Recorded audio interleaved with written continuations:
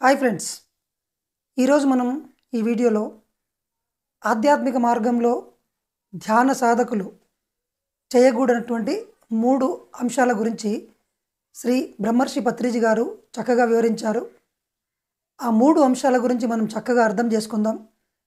ఎందుకంటే ఆ 3 అంశాలను మనం సరిగ్గా అర్థం చేసుకుంటే మన ఆధ్యాత్మిక మార్గంలో ధ్యాన మార్గంలో ఉన్న అడ్డంకులన్నీ తొలగిపోయి మనం ముందుకు అభివృద్ధి చెందడానికి దోహదపడతాయి. మొట్టమొదటిది ధ్యాన అనుభవాలను విశ్లేషించకండి. రెండవది కళలను విశ్లేషించకండి.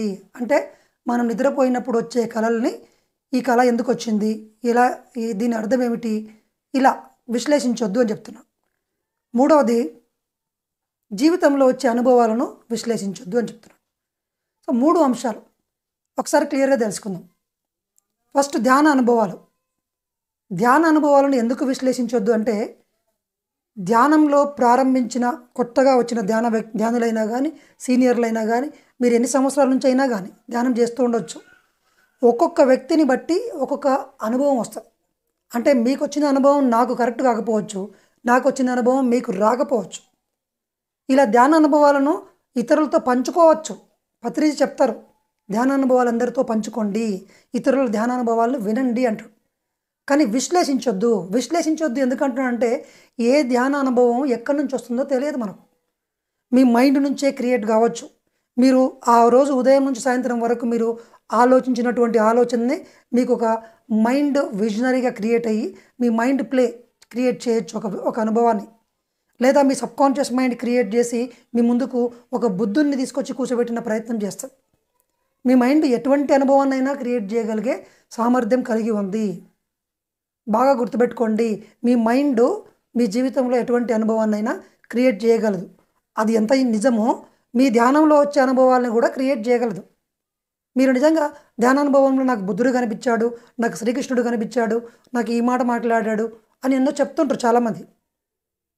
అది 99% మైండ్ ప్లే కావడానికి అవకాశం ఉంది. ఎందుకంటే అంత ఉన్నతమైనటువంటి చైతన్యాలు మన దగ్గరికి రావాలంటే మైండ్ నుంచి ఎమోషనల్ బాడీ దాటుకొని ఫిజికల్ బాడీలో బ్రెయిన్లో ప్రింట్ అయ్యి అది మీకు సరిగ్గా కన్వే అయితే అది మీకు సరి అయినటువంటి ఇన్ఫర్మేషన్. సరే, మరి ఎన్నో అనుభవాలు వస్తున్నాయి కదా, ఏం చేయాలి వాటిని అంటే, మీరు ఆ వాటిని విశ్లేషించొద్దు, అవి రానివద్దాం. ఎన్ని అనుభవాలు వచ్చినా చూద్దాం, సాక్షిగా గమనిద్దాం. ధ్యాన అనుభవాల్లో మనం చిక్కుకోకూడదు. మీరు ధ్యానంలో వచ్చే అనుభవాల కోసం ధ్యానం చేయట్లేదు. ధ్యానం యొక్క లక్ష్యము మనసును శూన్యం చేసుకొని ఆ మనసును దాటి మీ ఆత్మను చేరుకోవడం.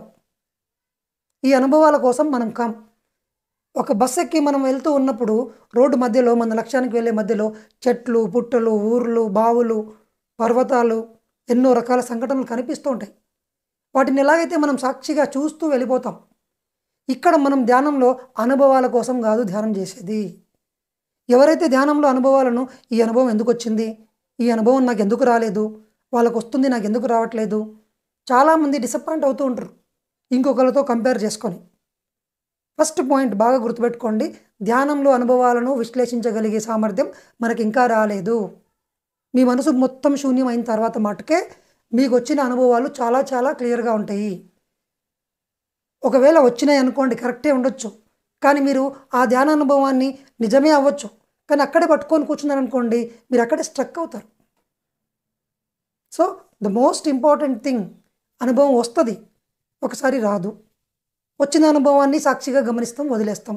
ధ్యాన అనుభవం రాలేదు, దాన్ని సాక్షిగా గమనిస్తాం, వదిలేస్తాం.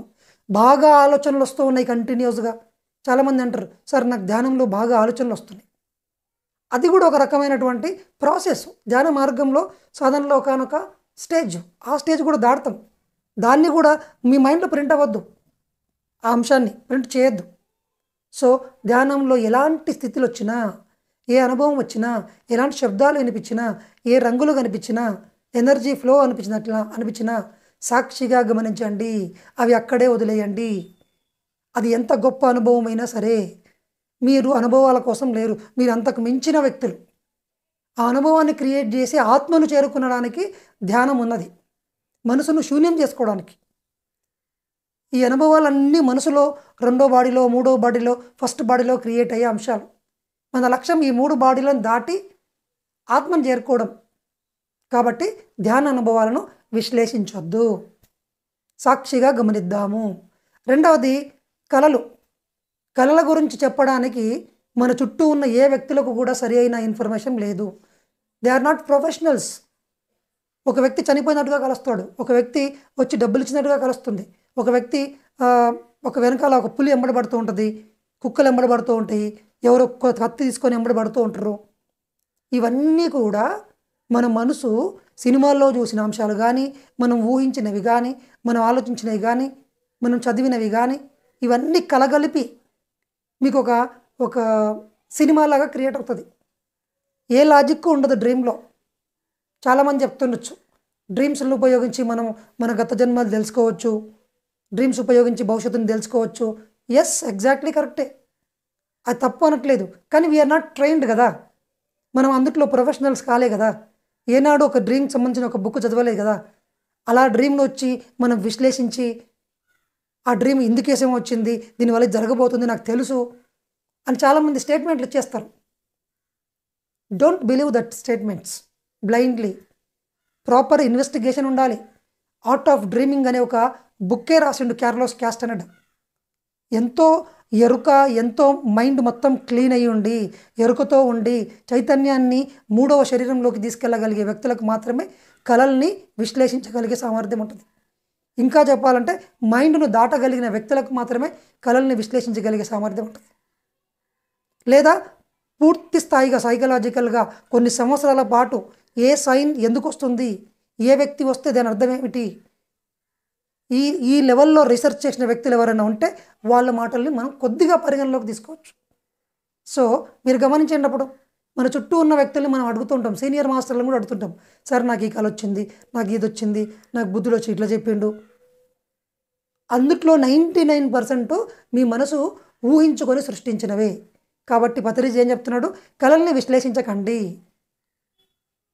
సార్ నాకు కళలు వస్తున్నాయి కానీ గుర్తున్నట్లేదంటే దాని అర్థమైంది, మీకు దాంతో ప్రాముఖ్యత లేదు, ఇంకో రూట్లో మీకు మెసేజ్ వస్తుంది.